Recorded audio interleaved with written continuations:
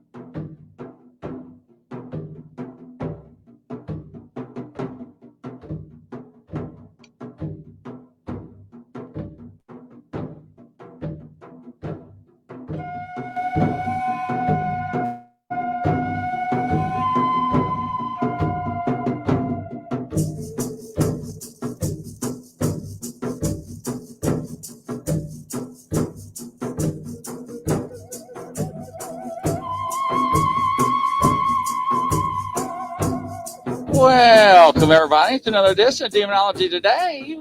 We got Grizzly and Mr. Carroll, Dennis Carroll. How you doing today, Mr. Carroll? All right, how's it going, brother? Doing good. Welcome, Tess H. Welcome, Joanne Jackson, Crazy Witch, Midnight Watchers, Tess H. Hello, Catherine. How you doing there? How's everybody doing? Hopefully, everybody had a good weekend. I heard you had some issues this weekend, I hear. Yeah, it's been an interesting weekend, definitely. And we've got an interesting, very interesting subject tonight. One that I've done a lot of research on. So I think everybody's going to like tonight's episode. Yeah, so we are talking about Jack Parsons. Yep. And the birth of dark science. The birth of dark science. Now, I want to stipulate something real quick at the beginning here to make sure we don't have any confusion. Hey, Stuart. And it is this. When I say dark science, or when I mention that title, I'm not talking about dark matter science. That's a completely different thing. That's part of quantum physics. The dark matter science. You know, of course, the universe is supposedly made between 85 and 90% of dark matter. But we'll talk about that some other time. That's a different thing. But when I talk about dark science, I'm talking about a hidden, secretive, and very insidious type of science that is used not to help humanity, but to oppose it. So that's what we mean when we say dark science. Right. You totally agree. I understand that. I'm glad you clarified that. Yeah. But, and one night we'll do a show on that quantum physics stuff. That's very wild, freaky stuff as well. And believe it or not, it is science. But Jack Parsons is a very interesting character. I've done a lot of research on him, and he has a lot of ties. And tonight we're going to talk about not only him and the birth of dark science, but where it began. We're going to go way back before World War II and even World War I in history. to lay some of the foundations for this dark science. And it is some dark subject matter, folks. Definitely, I warned you that to begin with. But we're going to be talking about that tonight. We're going way back in history on that. Hey, Aussie Sue. Hello, But little anyway, well, let's say we go back before World War One to German society, and it was also had very many links to British society at that time as well. But British society had an interesting thing. They had a fixation with the occult practices. It became a very popular thing in the 1890s, especially with mediums and people going in for spiritualism and all these other things. And the German society at that time, which spawned expressionism and a lot of different things, was intrigued and fascinated by the occult. And there was a group of young ladies, very beautiful young ladies, who formed a cult called the Vril. It's spelled V-R-I-L, Vril. And it is supposed to be linked to occult sciences given to them supposedly by otherworldly beings. Now, some claim this may have been aliens, some claim this may have been demonic or demons, and some claim it may be an unknown or forgotten science from underneath the earth, civilizations that supposedly exist below us. A lot of theories run into the Vril, but the Vril was a power. That's what it stood for. And it was a power of the mind. And I've talked before, Chris, about the God game, and I'm going to be writing a book on that too. And we're going to talk some more about that, some more episodes later on. But the God game is very interesting. And the fact is, when these people are playing the God game, they're seeking this kind of psychic occult power that they're looking for. And they can get a lot of this supposedly from the demonic. And the Vril is what were the roots, some of the very founding roots of guess what? Nazism. So this is where the Nazis gained a lot of their notoriety by associating with the Vril Society. So that's an interesting thing to hear about, the Nazis. And a lot of people don't realize this. The Nazis were around way before World War II. They were already entrenched in German society from World War I, actually. And it may have, a lot of the officers of the Nazi officers from World War II were officers in World War I, too, by the way. The Prussians. And that's an interesting fact on that. And here's where a lot of this stuff ties into, and why I'm mentioning these different World War eras. And the fact is that this is the very roots of the occultism that survives to this day in our world. And it's been said about the guy Jack Parsons, and we're going to get to him in a little while here. But it's been said that he was one of the people that was preliminary influencer of the occult that we know today, even more so than Aleister Crowley. And that's a bold statement. When you hear that, you got to say, what? Bold. Yeah.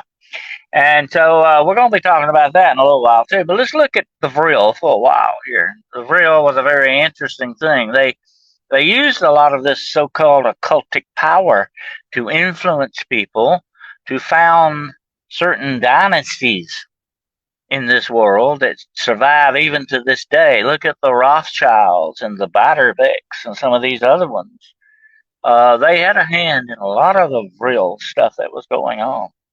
So the Vril had its tentacles in everything in German society, very much like the woke stuff that's going on today.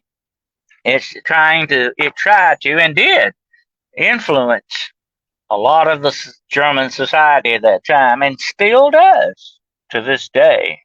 The Vril still lives on, especially in legend among a lot of things, but also in probability in the fact of magic, and that's what they call it. And by the way, they spelled magic with a K on the end of it. Right. We're not That is talking. We're correct. not talking about stage magic and sleight of hand and magicians.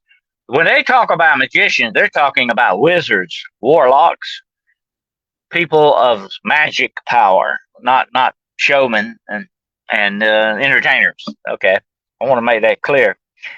And their magic with the K was supposed to be from the real and this power that they got. But you have to stop whenever anybody taps into power, Chris. You've got to stop and look at where and ask a very, very important question. Where does that power truly come from? What is its origin and what is its roots? Is it good? Is it bad? Is it amphibious? They may not be good or bad. But where is your power base at? And I've talked to a lot of people like that over the years that claim to have connected with some of these supernatural entities and stuff like that. And a lot of times they just take the word of these things for what they say. Oh, I'm your buddy, I'm your friend. We're gonna get together, we're gonna hang out, and I'm gonna help you, and you help me. But hold on a minute. Who is your buddy? When you open that door to the veil and you pierce that veil, just who are you really talking to on the other side? That's an interesting question. It is. It's very interesting. hmm And it could be anybody. It could be some bad actors, and definitely there are a lot of bad actors out there. And that's what the real did. They opened themselves up to this, I think, demonic occult power. And that is where the Nazis began their. I'm going to tell you something that's going to blow your mind. A lot of people don't realize just why Hitler had such a fascination. And Hitler was alive when all this was going on. Okay, he was a soldier in World War One. He was around in German society when all the real and all this stuff was going on. He had a fascination and an obsession with the occult and the supernatural. We know that without a doubt. He was an avid astrologer. You know, he was followed this astrological signs and did all that stuff, but it went much deeper than that. You hear a lot of that. Oh, they pass over that real quick in history, but they don't get to the root of it. It goes much further than that. He was looking for the spear of destiny. You know what that is? The spear of destiny. Yeah. He was looking for the Ark of the Covenant. That's not just Indiana Jones. That's the real thing. That's where they got the idea for Indiana Jones there, by the way. He was looking for a lot of these in the Grail, all these different things. By the way, the real claimed to have found the Holy Grail, but it wasn't a physical object. It was a metaphysical state of being for a woman, not a man. A man could not be the Grail. It had to be a woman, and that's where you get a lot of that. The guy named Brown that wrote the Da Vinci Code. He got a lot of this stuff from what the real put out in this. And at the same time the real was going on, they had connections with another guy. His name was Aleister Crowley. And Aleister Crowley was a big magician. He practiced magic a lot. This dark, evil, twisted magic. And it was sex magic, too, by the way. He believed that there was certain power in the act, the sexual act. It didn't have to be with. It could be different partners. It could be different sexes. It could be different things. Even perhaps, now I'm going to get into some dark areas. We're talking about bestiality and perhaps even that with children, young children and all this stuff. Here is the number one motto of the Church of Satan, which was also what was founded originally a lot by Aleister Crowley and people like L. Ron Hubbard and Jack Parsons, who were big in the temple of Aleister Crowley. They were big disciples. He not only made them disciples, he made them co-conspirators and everything that he did. They were guys second in command, Anyway, their motto is, do so whatever you will. So what that really means, Chris, is nothing's off the table. You do whatever you want to if it makes you feel good. You do it, no matter how despicable, low down, and evil it is. You have a right in our church. This is what they said, to do whatever you will. Think about that concept a minute. That thumbs the nose at God, creationism. It thumbs the nose at any kind of religion or anything. It's going contrary to everything that the moralistic morals of society push forward, and the rules, regulations, commandments, and general public discord on these things is tremendous. That is why, to this day, the roots of this paganistic type stuff is still going on. And you know, a lot of the paganism, I'm gonna get the pagans mad at me here, but I'm not saying all of it, but a lot of the paganism, a lot of it was instituted by Aleister Crowley in many ways. And he used a lot of things that were already in existence for his own purposes as well. He was that kind of a guy. He used people, he used things. And so did Jay Parsons, and so did L. Ron Hubbard. As a matter of fact, L. Ron Hubbard actually conned, I don't know how many hundreds of thousands of dollars out of Jack Parsons. He stole money from him. Uh, L. Ron Hubbard was not a good guy. And guess who he is? He's the founder of what church, Chris? Yes, the movie actor church. Scientology. Yes. That's why I don't like it, because look at its roots, dark and evil in its beginning. And the guy was a con artist in many ways. So he was very despicable in the way he done things. Although he could be a fairly good writer if he wanted to. He just took he took what Aleister Crowley called the left-hand path. That's the bad way. That's the dark way to go. The left-hand path. So you've got these foundings and the beginnings of all this. Look at the Nazis tied up in all this, and I'll go back to them. And Hitler and all this stuff. Did you know a lot of I know it's going to blow your mind, but a lot of the Nazis were actual demon worshippers. They were actually members of their own little satanic church. You can go to some of the castles and forts that still exist in Germany to this day. Go down in the basement and find pentagrams and all kinds of magical symbols of where they had their meetings. They had their own little Hellfire Club thing going on. That was part of the influence of the Vril. So these beautiful young ladies who look like Valkyries, by the way, because they always kind of like that romantic type Viking stuff. They were, although how beautiful it was, they had a dark side to them, a very evil intent in their makeup. And look who they influenced and what they did, the Nazis. That's not good at all, you know. And like I've said before, Chris, the fruit don't fall far from the tree. That's the way that goes. Definitely. Yeah, the Black Sun, there was a lot of that stuff involved in it, yeah.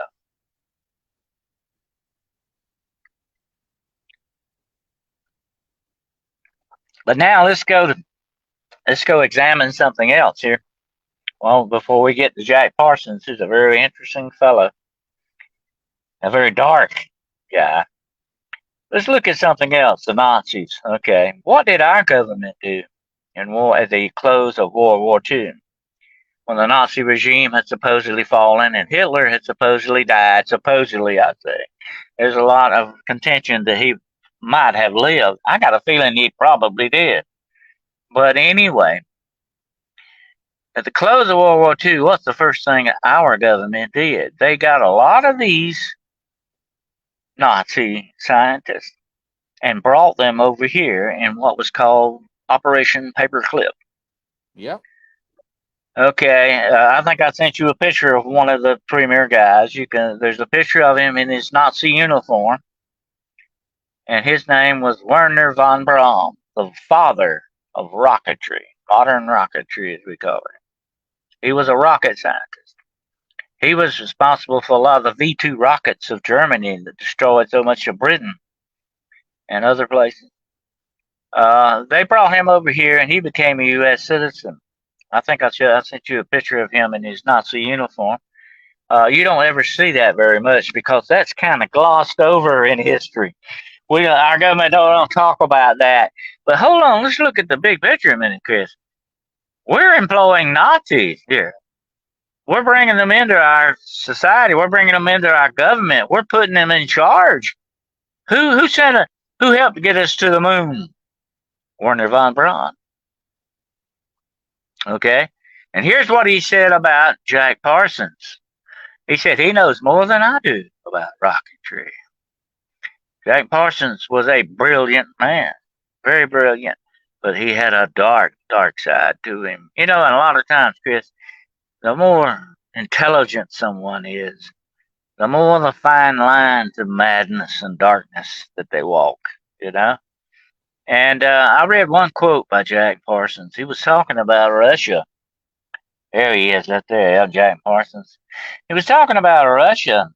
That is Werner von Braun. And I think I've got one of him in his, there he is, his Nazi uniform. I don't know if he's in the SS or what, but that's him in his uniform there. And that's a little headline, Life as a Satanist, Propelled Rocket Engineer. Yep, he's a rocketeer. It's a very interesting thing. I'm going to tell you a little bit more about Jack Parsons then, but let's talk about Werner von Braun there for a minute and Operation Paperclip. We assimilated these Nazis into our society, into our government, into our corporations. Okay. Now, Werner von Braun supposedly renounced Nazism, but wasn't that rather convenient? I mean, he had a place to live now. He probably got paid who knows how much money to do the things that he did for his intellect. But look who we got in bed with, Chris. We got in bed with the Nazis. And that's a bad thing to think about, isn't it? But that's the things our government does on a regular basis. And that's why I said before, and I'm not going to get into that tonight, but that is why I believe our government is in bed with the demonic. They'll get in bed with anybody. They did with Nazis. If you'll go in league with Nazis, you'll go in league with anybody in my book, And that's what we did. And we took their technology, their know-how, and we turned it to what we wanted to do, to our science, and that took us to the moon. But look what a price. Look what a price we paid for that. And look what a price Jack Parsons paid. He eventually paid for it with his life. But let's look at him for a minute. Jack Parsons is very interesting. By the way, I'm going to tell you this right quick, a little antidote. To this very day, NASA celebrates Jack Parsons' birthday every Halloween. It's Jack Parsons' Day. Halloween. Why Halloween? Because that guy you see right there was a premier Satanist. He was Aleister Crowley's right-hand man. He supposedly had sex with his own mother, but he would have sex with anybody, and supposedly young girls and all this other thing that he supposedly did. A very dark side of him. He had a mansion. He was born rich, by the way. He never had to struggle for anything money-wise. He had a mansion in L.A. that they said was a big party house. It always had drugs, women. Who knows what was going on there? And, of course, there was definitely some stuff of the dark arts taking place there as well. The Nazis were good at torture, by the way. And here's what Jack Parsons said. I read this quote about him. This is what he said. Society will change things if it has to, even if it means murdering and torturing millions of people because they just happen to get in the way. Think about that quote a minute. Let it sink in. That is definitely Nazism. And by the way, Jack Parsons, you see there, was a big socialist and a communist as well. That's how he started out. But he got involved with Aleister Crowley through the religion called Thelema. Okay, and Thalima's motto I just told you a little while ago is do so whatever you will. But Aleister Crowley and Jack Parsons, along with L. Ron Hubbard, were working on a project called the Babylon Working. And it was supposed to get in touch with a goddess called Babylon. And you were going to get in league with her, and supposedly it would bring about and eventually the end of the world. But Jack Parsons had a lot of cards on his table. He was a genius. And that guy that you see there is the founder of not only NASA, but the Jet Propulsion Laboratory as well. It was started and founded by Jack Parsons. That man you're looking at there, that evil, twisted guy, took us to the moon. The greatest achievement this country ever did. And we did it on the back of a Satanist, a big time guy in the world of the satanic. And here's another quote that was said in one of those articles I was reading. He did more to found the Church of Satan than LaVey ever did. Anton LaVey didn't do as much as that guy right there to found the true Church of Satan that exists, my friends, to this very day. You see their symbols, you see their Baphomet they put up in schools, the groups that they do.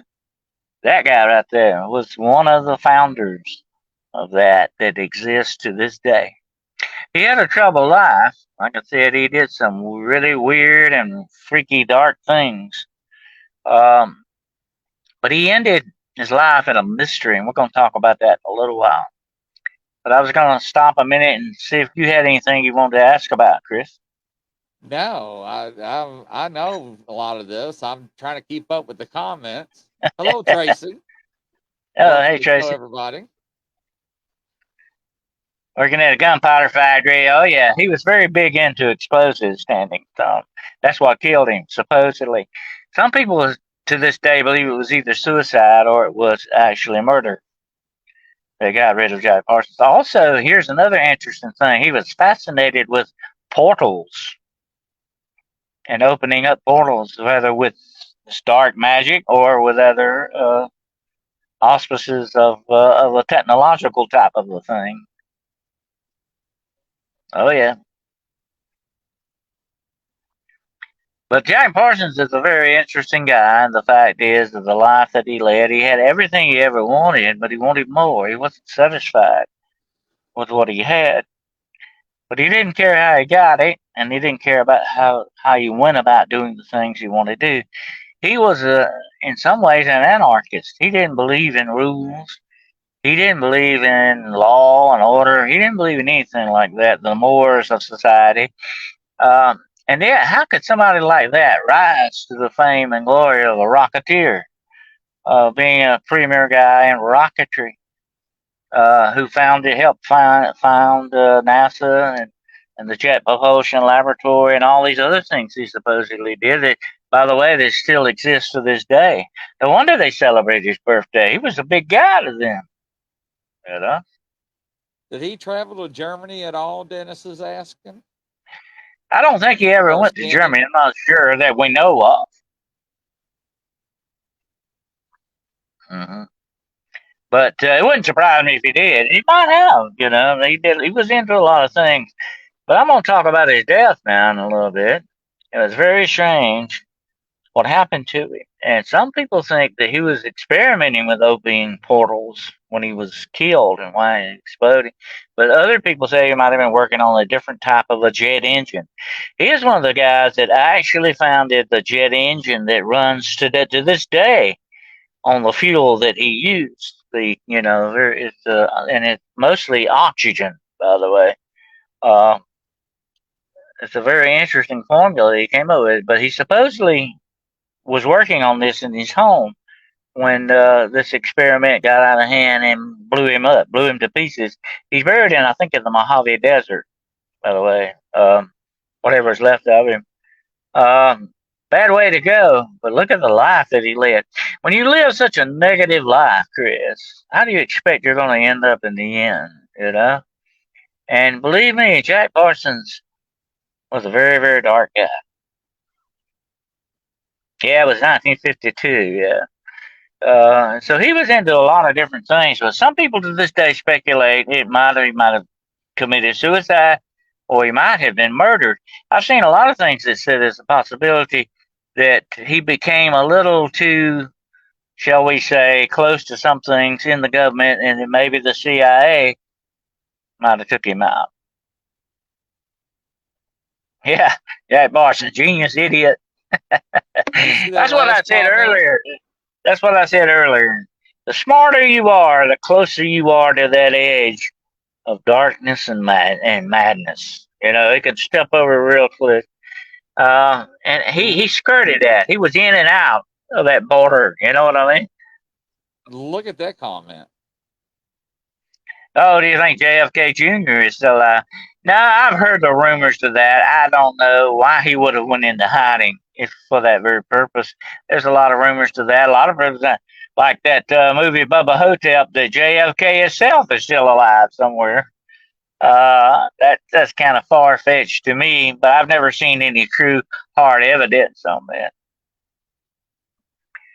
But getting back to Jack Parsons a minute, who was a big believer in the religion of Lima, he considered himself a shaman. He was very into shamanistic stuff, and he had a double side to him. He was like a coin with two different sides. One side was this brilliant rocket scientist that believed in technology and science and all this stuff, and on the other side, when you flip the coin, he went big into metaphysical stuff, you know, and the unseen side of the universe. He was big into that. So he's a very strange paradox of a man when you look at him.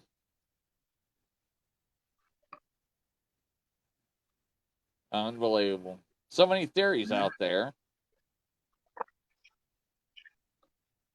But you know, it's kind of sad what happened with Jack Parsons. He had a lot that he could have achieved for us. He could have helped humanity so much with a lot of different things, but he blew it. He blew it all, you know, which seems to be the way the forces of darkness do you. When they get you to a certain point and get everything out of you they can get out of you, bam, they're ready to kick you to the curb. That kind of sounds like what kind of went down with Jack Parsons. Yep, he had money, he had it all. By the way, his first wife, can't remember her first name. Guess what her last name was? Northrop. That name sound familiar to you? Yeah. Yeah, Northrop, the aerospace company. Yeah. So he got around. Yeah, he was badly warped.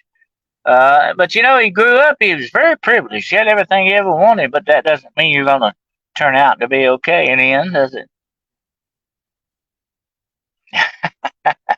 Okay, you're Monsignor. Okay.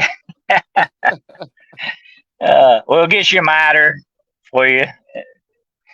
But anyway, um, Jack Parsons had so many different paradoxes to him, so many different sides to him. He was communistic. He was socialist.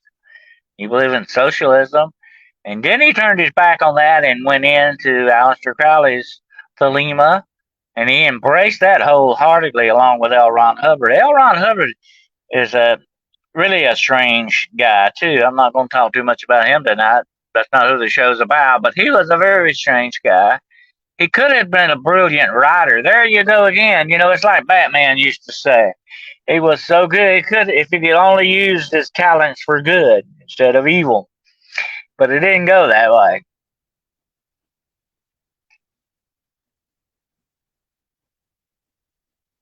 (1952), Standing Stone. He died in 1952. And I think, if I'm not mistaken, here's something, a little antidote for you. His house was very close to a place called, where he died, was called Devil's Canyon. Okay. And ever since this happened to Jack Parsons, they say that some very weird and odd things go on around this Devil Canyon area. Children disappear. Strange cryptid type animals are seen. Dog man is seen. Weird paranormal stuff goes on there. And we have to wonder, did he maybe open some kind of a portal when he died? You never know.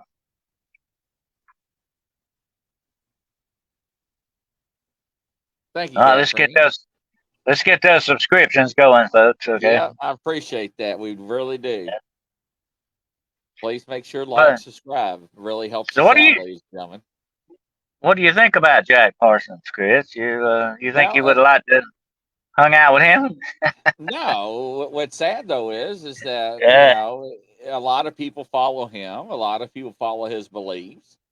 Mm-hmm. Uh, Governments, whether it's ours, uh, do things for the wrong intentions, for the wrong Definitely. reasons, notoriety, and technology wise, and that's why they brought the Nazis and the scientists over and try to hide them and steal the secrets and to use with their technology that Hitler had. And I mean, this goes way back, But and he was a defender of Stalin. Think about that a minute.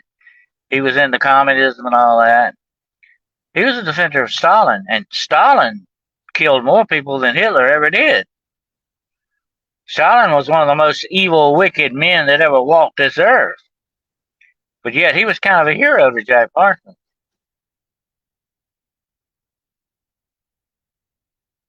yeah. That's bad. That's not good at all.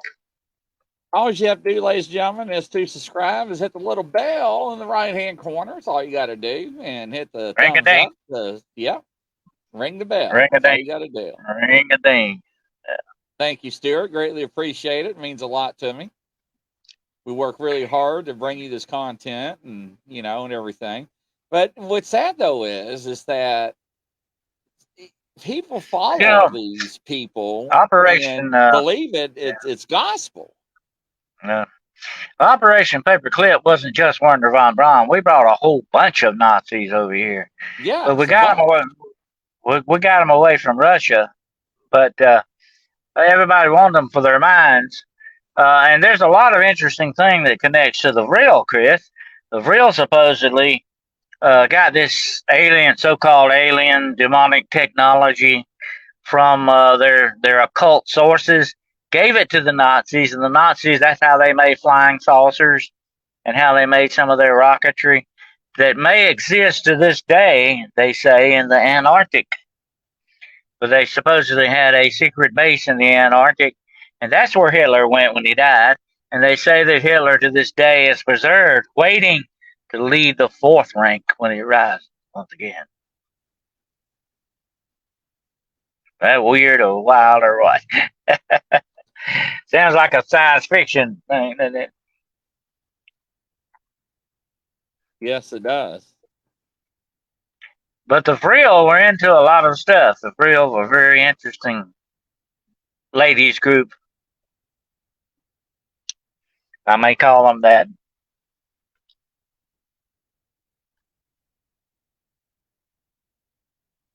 But I believe without a doubt Hitler escaped. I believe he did. I believe he had that planned out. And I he don't had, think he you know, did too, a but lot of them did. A lot of them did. Mengele, Joseph Mengele, a lot of them got away. That they had plans already set up for. And here's the interesting thing about that, Chris. They had plenty of time to make those plans, and lay them out, get them ready for when they needed to be executed. The same thing with the Nazi scientists. We had to sweep in and get them before Russia got their hands on them. If we had not done that, there would have been no uh, atomic weapons that we would have. There would be no nuclear weapons. There would be no nuclear power. The Russians would have had it all first. Of course, I think we'd eventually would have stolen it, just like they steal from us. That's the way right. governments do. That's the way governments operate. But things could have been completely different if they hadn't operated Operation Paperclip.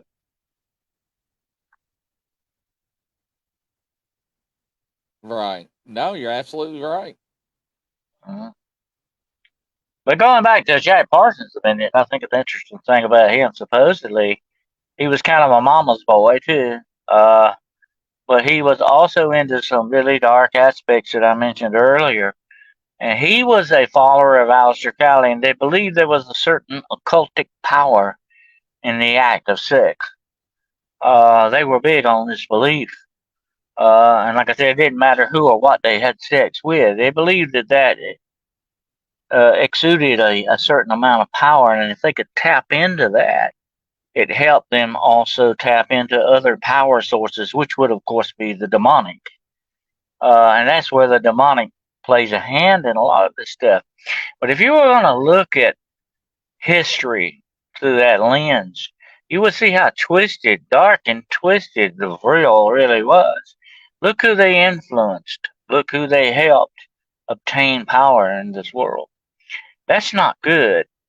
And it looks very much, it has the smell and the smoke of the demonic about it. It's just like a demonic plan that was carried out, and it was executed very well.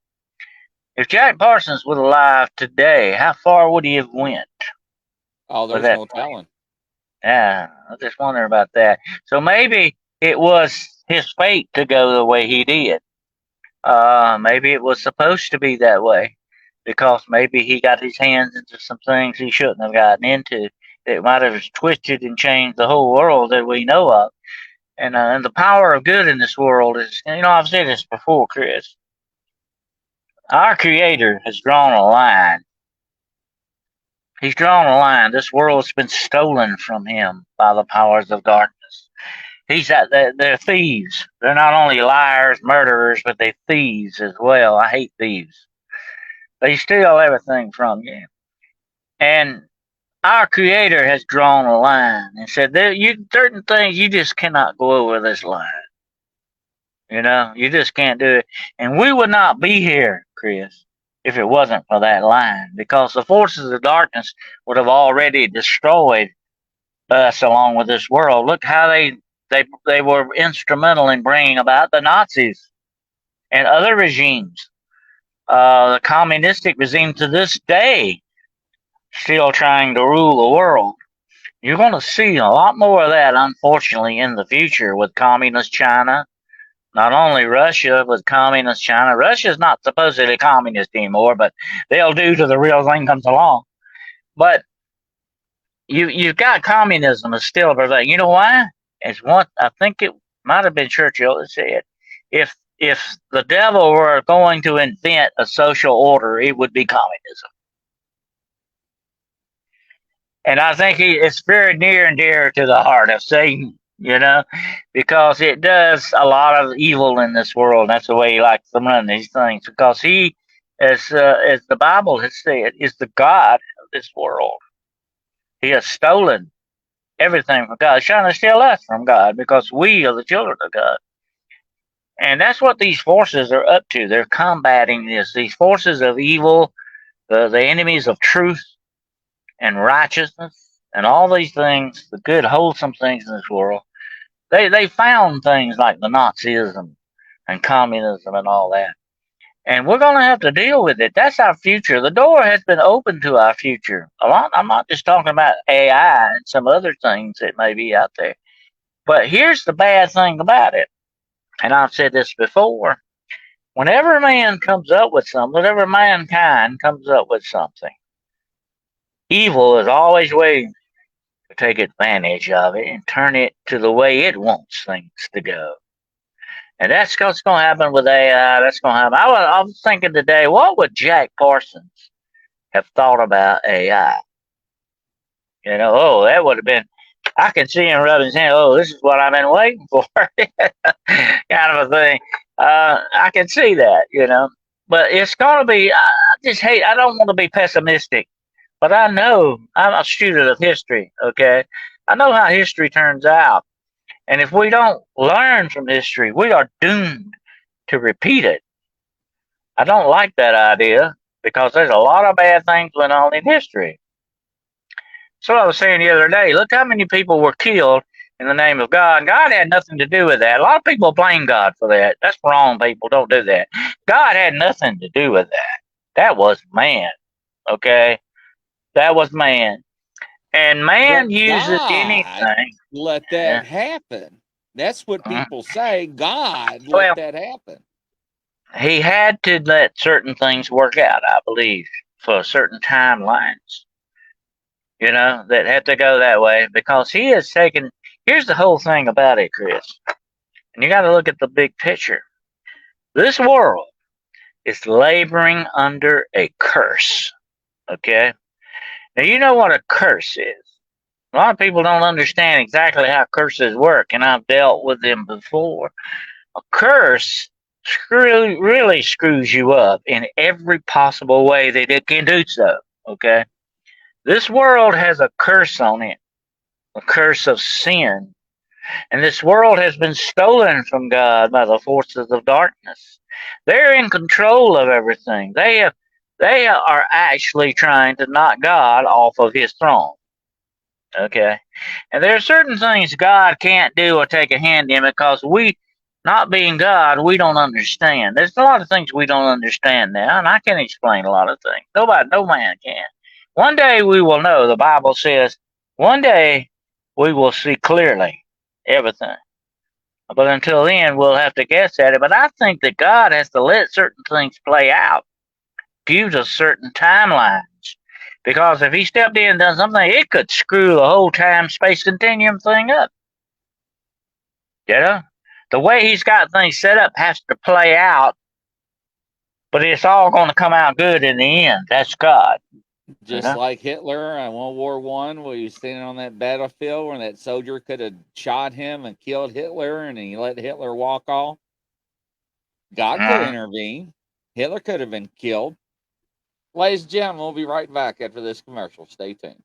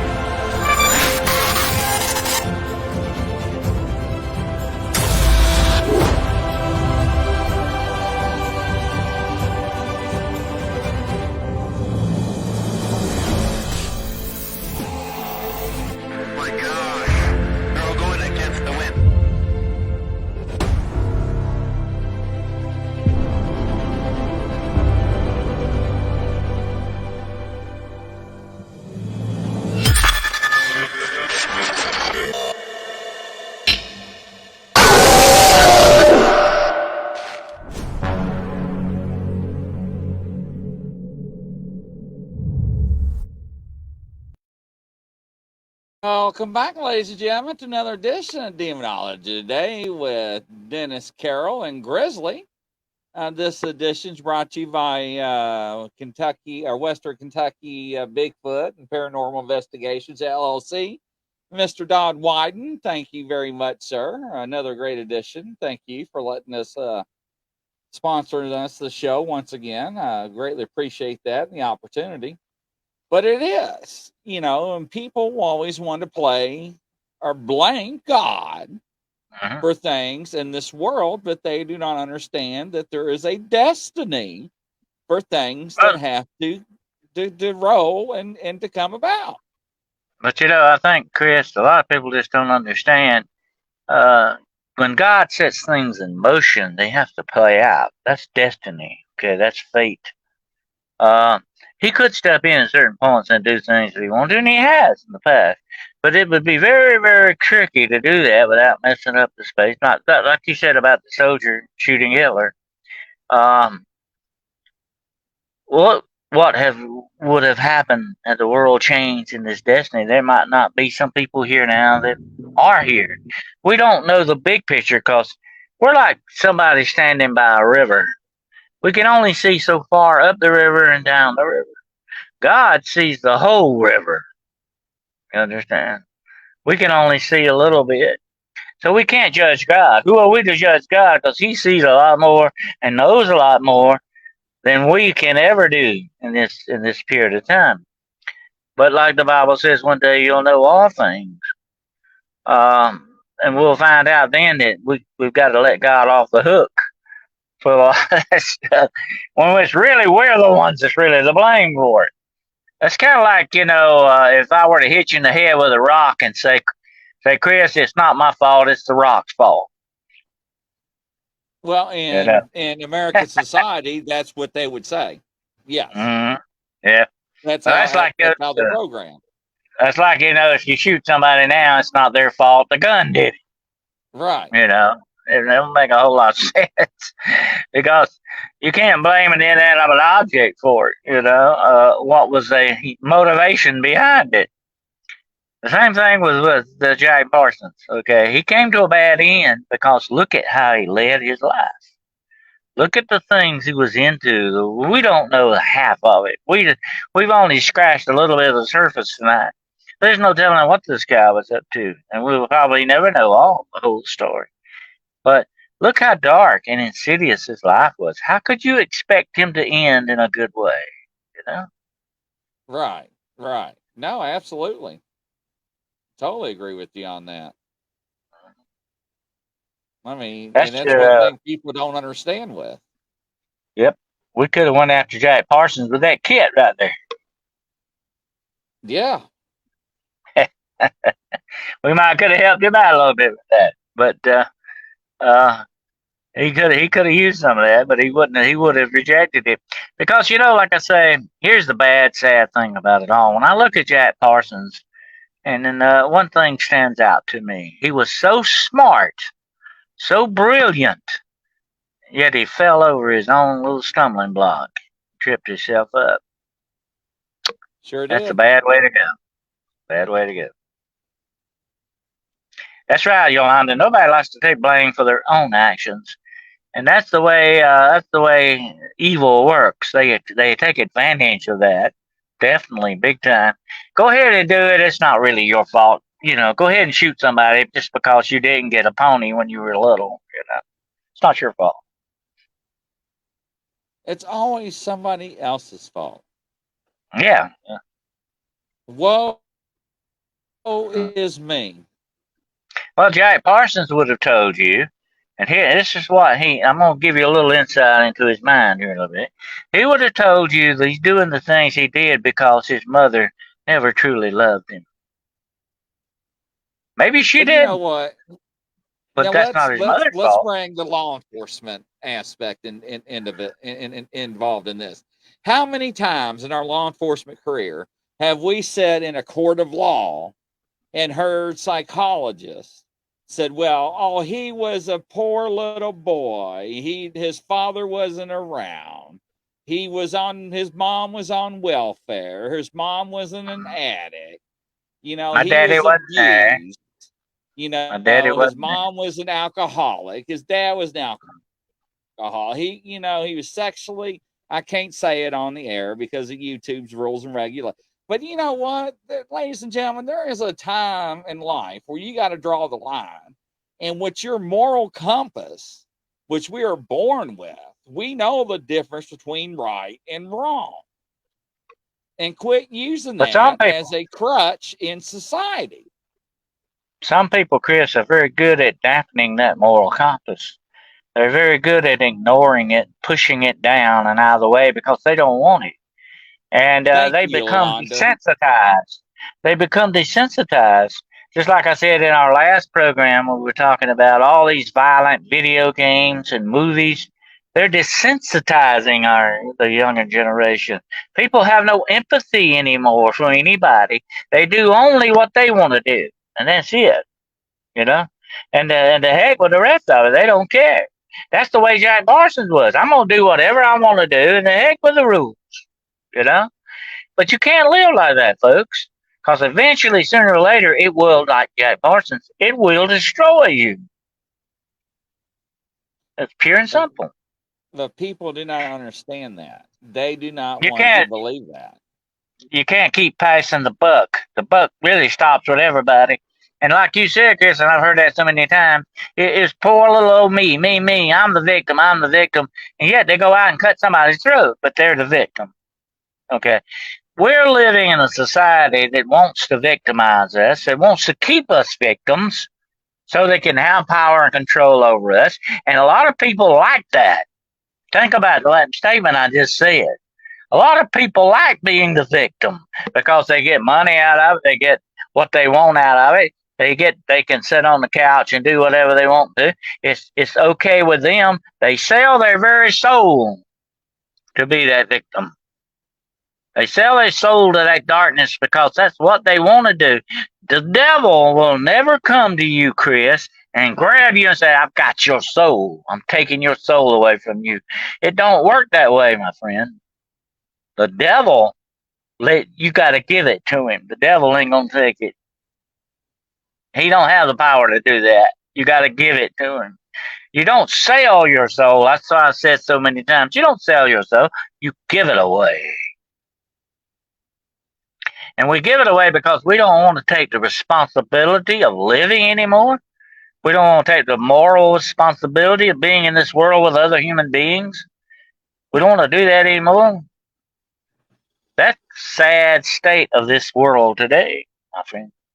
You know what, Standing Stones, you're right. And my mother said the same thing. And so did my father. Yeah. You want something to cry about? I will give Okay. you something to cry about. Yeah. That is correct. You know, and I'm not any way, shape, or form, fashion in a place to judge anybody in life. But I will be damned if I hear another person in a court of law, just like I've been working on these missing code persons cases and so forth. Oh, he's just a good little old boy. He's just got him a job. He's just making his car payment. He admitted to a crime. He admitted he dumped a body. He ain't a good boy. What the hell's wrong with you guys? People, Chris, they're making excuses for this too. Why? Why are they making excuses for this? Because that's what they want to go along with. That's the way they want society to be. They want everybody to be a victim. That's part of the power plan. That's part of the God plan, the God game I talked about. Making you the victim so that they can have power over you. And here's the thing about it, like I said before, the devil will take you to hell, but he's going to make you think that it's a good idea and you're up for it. You know, you're going along with it. He's going to make it look that good. And that's what's going on with these people. Oh, I'm going to get all the drugs I want. I'm going to do whatever I want to. I can go in Walmart and steal whatever I want to. I'll get away with it. You know? That's the way they look at it now. Because we're letting them get away with it. We're letting them use that victim excuse. I shot and killed 8 people because I didn't get a pony when I was little. Here's another interesting thing, okay?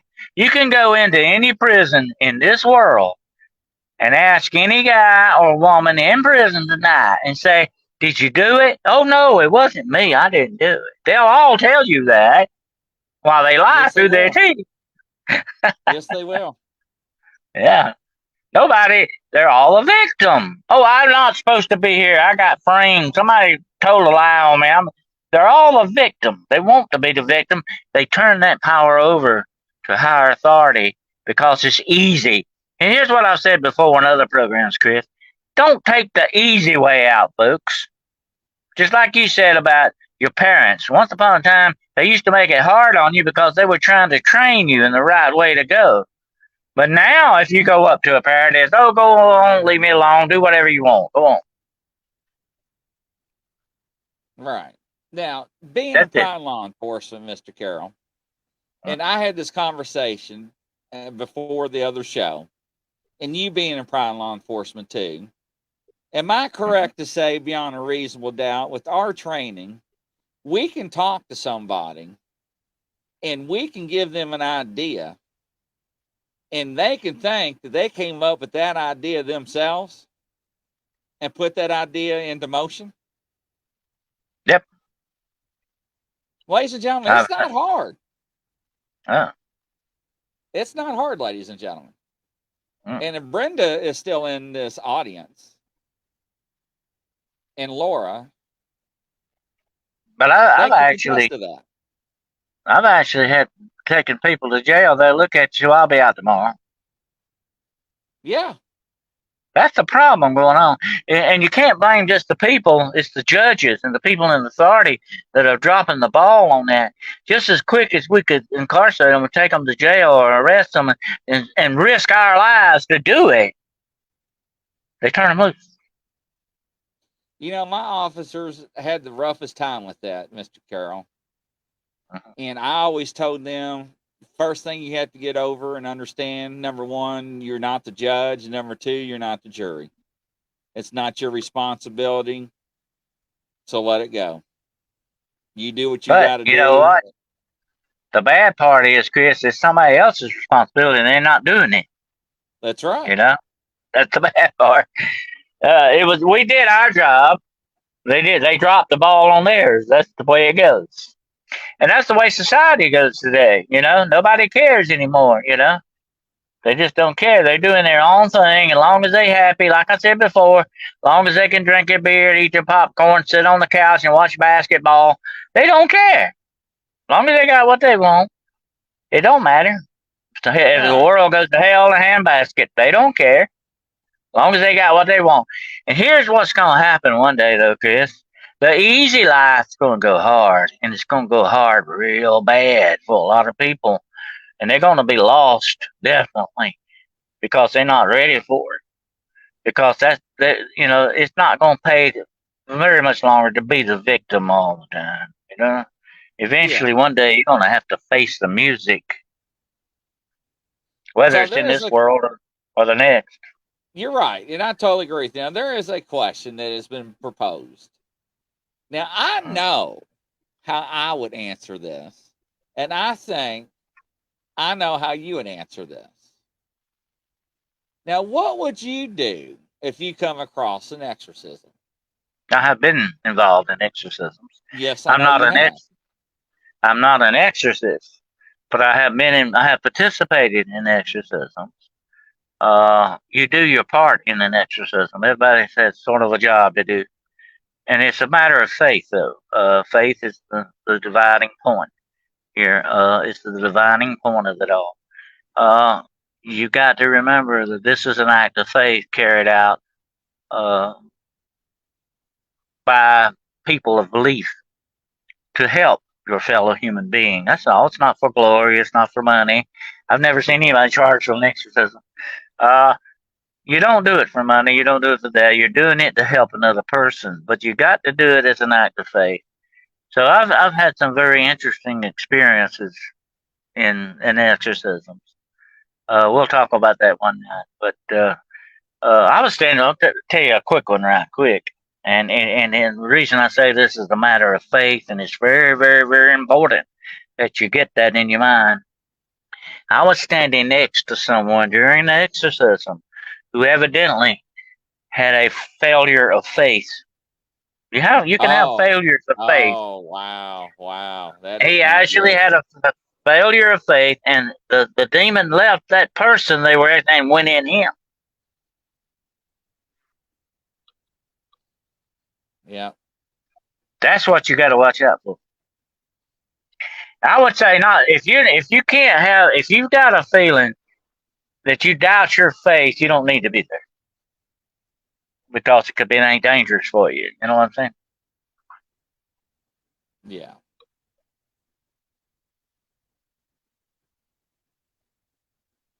Yeah. So, yeah. So, and ladies and gentlemen, when anytime that you have concerns about demonic possessions, oppressions, today in society, we have to look at the totality.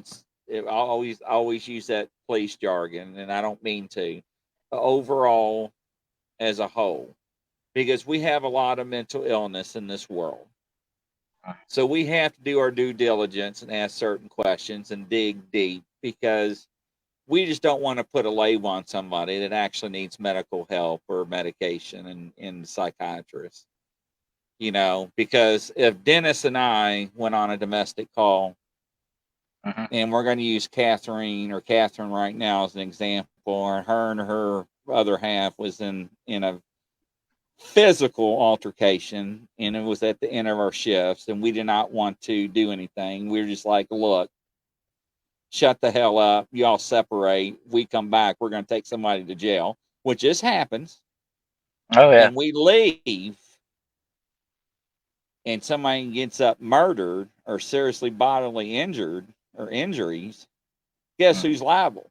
We are, because we didn't act accordance with the state law or laws on the books.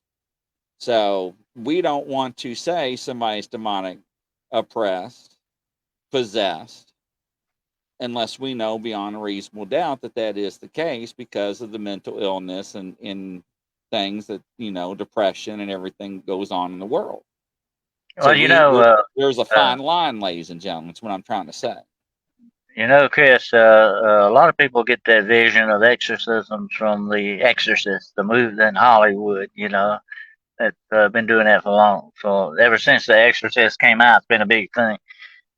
A lot of that's not true, okay? I tell people that exorcisms are basically, uh, uh, although the Catholic Church takes a different tact on it than I've seen. Okay, I'm not Catholic, so I can't quote too much on that.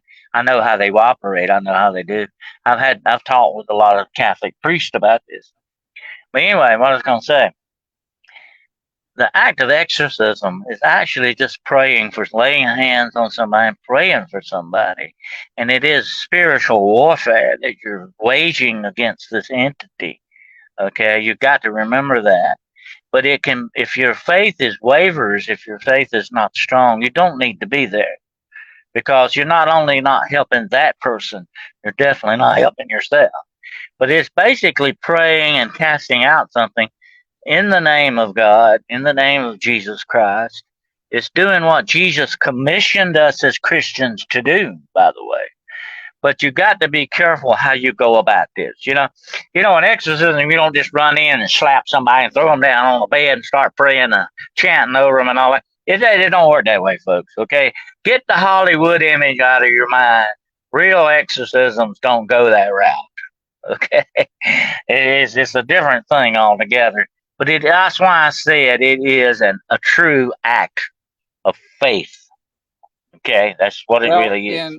And for a prime example, and I'm going to show this picture, and because this always gets, and you know what, something my door, my studio's trying to be open, and I don't. There I go starting. I don't like it. So I'm going to show this picture, ladies and gentlemen, and this is the spiritual warfare kit that I send out. This is what the kit includes. Regardless of what I send you, if you don't have faith, it is useless, ladies and gentlemen. That's the point of the matter. Do we not understand that? This is what we're talking about. Yes, these objects are blessed. Yes, everything is proper. But you got to have faith to use these. See, you don't have to have these crucifix with Saint Michael and Christopher Benedict or Benedict Christopher and all these medals and stuff, but these are objects that triggers your faith within yourself to bring it out. It's the symbolism. The symbolism makes it plain to you. I was stumbling. I get aggravated because people think that when they get this kit, that this is going to solve all their problems, and it doesn't. You got to have what's inside, ladies and gentlemen. So that's my point. I just wanted to say that and show that. Let me say this, Chris. God knows the intentions of your heart. And sometimes the demonic does too. Okay? What your true intentions are. If your intentions are good and just and true and faithful, They recognize that. The demonic does. They don't like it, by the way. They're not the good guys. They don't like it. That's what they hate. But they recognize it. They recognize authority. And that's what Jesus meant when you come in my authority to do these things, you got that to back you up. Okay. That's what faith is all about. But these things are symbols of our faith, of our belief. And when we can put them in front of us or even use them or hold them in our hand, they strengthen us in many ways. They help us a little bit with that. And anything that helps your faith is good. That's a good thing. The evil doesn't like that, you know. Right. No, it is, and we talked about before in other shows, ladies and gentlemen, to where they would put you in a CAT scan or MRI, and they would show you images, and they would scan your brain. And for example, the cross over my shoulder, right? They would show you a picture of that. Then they would show you a picture of your car, or a car, or a sun, or a tree. And religious objects would trigger something in your mind, and that would trigger people's faith, or it's a symbolism of faith, and it had a reaction. Now, one of the things I always like is I always put Mr. Kerr on a spot and talk about the vampire. I always love him when he talks about this. And use that analogy for me, would you? The movie, The Vampire, where the guy goes up against him. Oh yeah, well that's in the scene from the movie Fright Night, which is it's kind of one of the last old kind of made like an old horror movie kind of thing. But the vampire hunter didn't in the beginning really believe the vampire was real. Okay, so when he is faced with this evil, he does what he's always done in the movies. He pulls the cross out and he starts up the stairs towards the vampire and holds the cross up. And the vampire, who's very incarnate evil, by the way, the vampire laughs at him.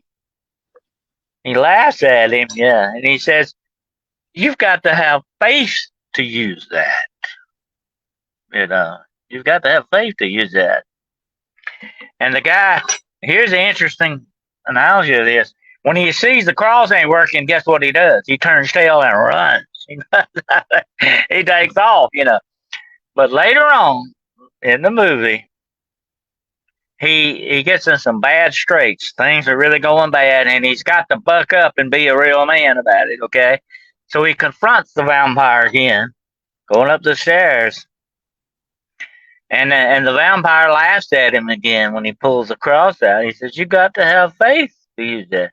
And the guy keeps going up the stairs, one step at a time, keeps raising that cross up. And the vampire looks at him and starts backing off and takes off and runs. The guy didn't turn tail and run because this time he had faith. And that's what it takes, real faith. You got to believe. You got to believe. Jesus says something very interesting in the Bible. When you pray and receive. Believe that you receive, and you will have it. That's a very bold statement, but we skip over that. Think about it, folks. Believe and receive, and you will have it. And that's what faith is about. That's what it's about. But you got to act on that faith. Just like that guy with the cross. He kept going up the steps to the vampire. You've got to act on that faith, because faith without works is dead. It ain't nothing.